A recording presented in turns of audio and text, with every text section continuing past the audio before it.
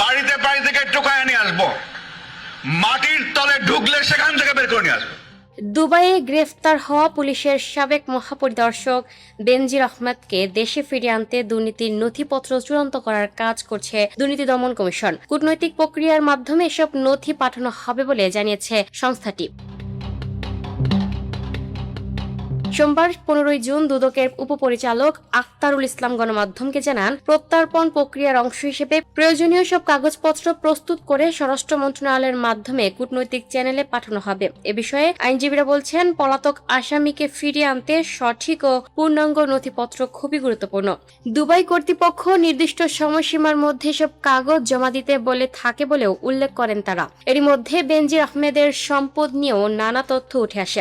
গুলশানে তার মালিকানাধীন 4টি ফ্ল্যাট ইতিমধ্যে ক্রয় করা হয়েছে। নারায়ণগঞ্জের একটি ডুপ্লেক্স ভবন থেকেও এখনো কোনো আয় হয়নি। তবে গোপালগঞ্জের একটি রিসোর্ট স্থানীয় প্রশাসনের তত্ত্বাবধানে পরিচালিত হয়ে রাষ্ট্রীয় কোষাগারে রাজস্ব জমা দিচ্ছে। দুদকের তথ্য অনুযায়ী 74 কোটি টাকারও বেশি অবৈধ সম্পদ অর্জনের অভিযোগে তার বিরুদ্ধে মোট 6টি মামলা রয়েছে। দেশের বিভিন্ন স্থানে ছড়িয়ে থাকা সম্পদের পাশাপাশি বিদেশেও সম্পদের খোঁজ পেয়েছে তদন্ত সংস্থা। এখন দুদকের মূল লক্ষ্য হলো সব নথি সম্পন্ন করে কূটনৈতিক প্রক্রিয়ার মাধ্যমে তাকে দেশে ফিরিয়ে আনা। Lucky Akter, up to date news, Dhaka.